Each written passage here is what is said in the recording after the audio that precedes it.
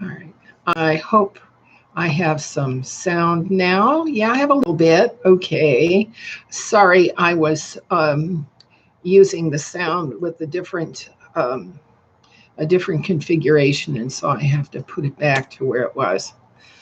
All right, I'm going to have a video for you that talks about what's in the works with respect to a proxy war that is being planned by the neocons. All right. And what it amounts to is a contrived war against Iran with China backing Iran, okay, versus the West, which is the United States and Israel and whoever, okay. And such a war will simply decimate our world. And so I'm here to speak about the ethos involved in that conflagration. All right. So I'm first going to do a little background on this because I've been laboring under Judaism and Christianity for a long time. And here's essentially my take on the cosmic reason and purposes for the Judaic law and for the Christian beatitudes, the attitudes about behavior. Okay. Now, each dispensation, Judaism and Christianity, is supposed to convey from generation to generation in family bloodlines for all eternity. And they are to constitute the warp and woof of justice with fairness. Now, the purpose of Judaism is to articulate what justice means, what it consists of. A good person doing a good act or a harmless act gets a good outcome, all right? But also freedom, and shows the effectiveness of prayer. Studying justice, you deal with karma and the immobilization that we call hell.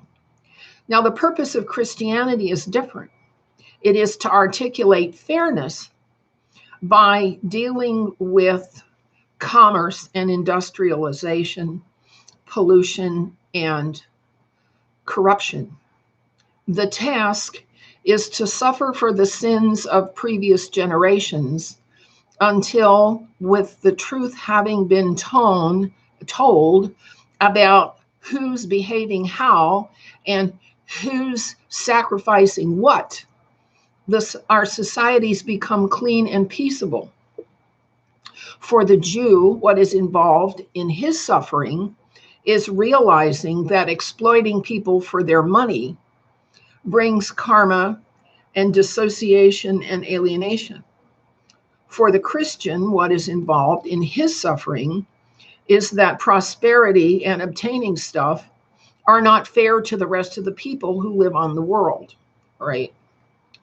Both dispensations have to learn to cooperate with diversity, not judge against it. Humans in the rest of the world provide sufficient experience for the mastery of these goals, especially the peoples who are part of no dispensation at all. So let's look at what the Torah says about Jews going to war. All right, let's look at a few verses in Deuteronomy specifically. Always remember what an enemy can do when truth and vigilance fail. That's Deuteronomy 25:17. In a conflict or dispute, always first offer terms of peace. Deuteronomy 20:10. But do not offer terms of peace to those who despise you, who are waging war on you. Deuteronomy 23:7. Drive out or execute any non-conforming or lawlessness breeding individuals out of the society. All right? Drive them out, expel them. Do not destroy fruit trees wantonly or in warfare. Deuteronomy 20:19. And the law is about consent. Okay? And now, Israel, what does the Lord your God ask of you but to fear the Lord your God and follow his ways, to love and serve the Lord your God with all your heart and all your soul, to keep the commandments and statutes of the Lord, which I enjoin on you today for your own good. Deuteronomy 10:12 through 15. And the law is based on consent of the people to the law. When he set before them all that the Lord had ordered to tell him, the people all answered together, everything the Lord has said we will do. Then Moses brought back to the Lord the response of the people. So Judaism, actual Judaism, Jewish people, only fight if they're attacked. That's, people have to be waging war upon you. All right. And so what's going on that Judaism is doing? Well, Judaism is backing multilateral attacks on other people, which is not according to this law that is given in the Torah. Now, the Talmud is another breed of cat. The Talmud was penned in Babylon, and it exemplifies and epitomizes the Babylonian imperial empire and its double-minded, double ego, say good things, do what you want, practices. All right. So let's move on to Christianity and its attitude about how to deal with people.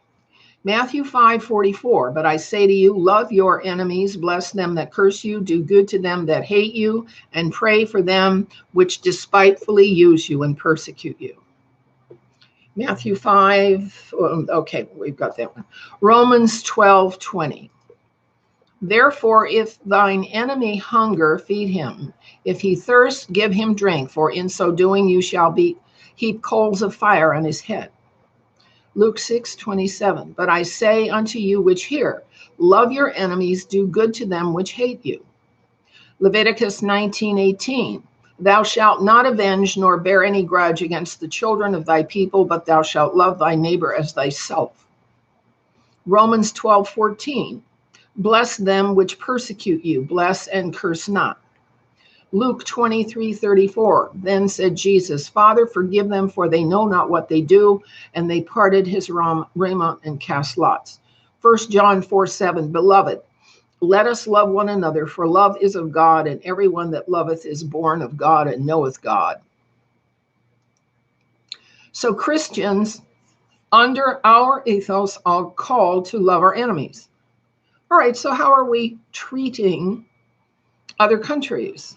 Are we loving our enemies? I don't think so.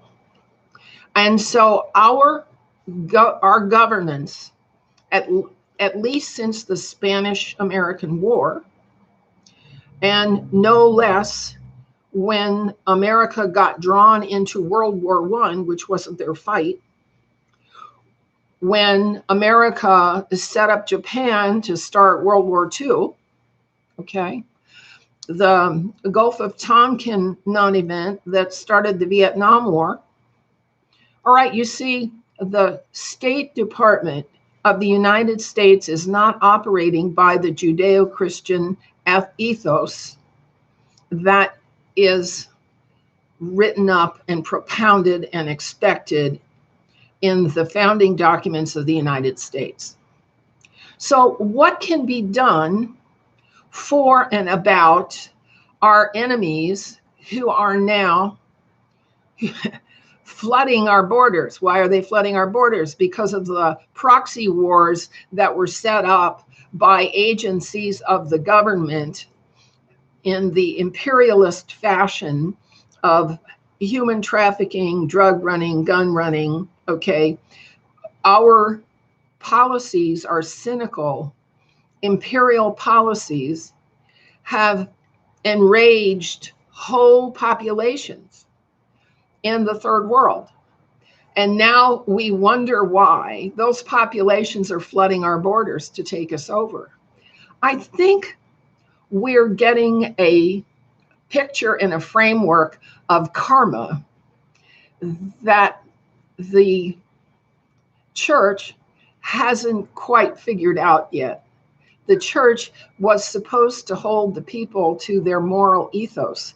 Judaism was supposed to hold the people of Israel to the law.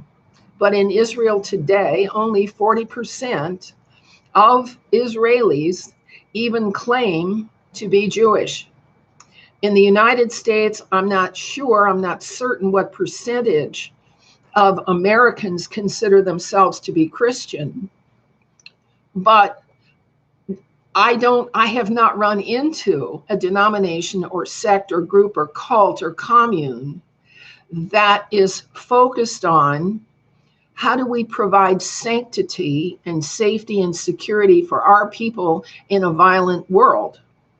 Now, I know from my own experience, having been detained and deported when I went to Oslo, Norway in 2015, that country knows and understands how to sift and sort through the migrants and the people entering their country, and in a civil manner, excuse the people they don't want to include. So Norway knows how to keep their nation sanctified and secure without attacking anybody else. And that is a skill and a calling that needs to occur in our federal state, which is split between democracy and republic, and in which identity politics has so fragmented the people that the executive, judiciary, and legislative branches do whatever they please. We, the people, have no say in these proxy wars, particularly because going into proxy wars is simply a matter of bids, just business, it's a protection racket. We need not be doing that. And if we follow Israel into war with Iran, what's absolutely inevitable is that China is going to come in on the side of Iran. Okay. All right. And the US has to come in on the side. And that's the world war that kills everything, everybody. Is that what we want? Well, it's time that you have to take responsibility for your part of this, as I have to take responsibility for my part. And we have to put our foot down and say, hell no. And we have to get the neocons out of positions of leadership, because by ideology, they are aggressive, and their form of jihad, okay, is proxy wars. That's what they do for their profits and for their profits, if you see what I'm saying. We have to tell these people, hell no, you can't do this to us. Use your proxy wars to bring the whole world into a conflagration. That will not do for your children or your grandchildren or your great-grandchildren. So that's what I have to say about these proxy wars and this Iran. Let's see how much we can irritate Iran and China before they nuke us. That's the game, the brinkmanship that's going on here, when in fact, if we are a Christian nation, we ought to be assisting Venezuela, Iran, and China to survive in their own world, in their own domain. All right, so I've had my say, and I hope you'll give me some feedback on this. Thank you very much for listening. This has been Emily Craig, and it is the 23rd of September, 2019. Bye-bye.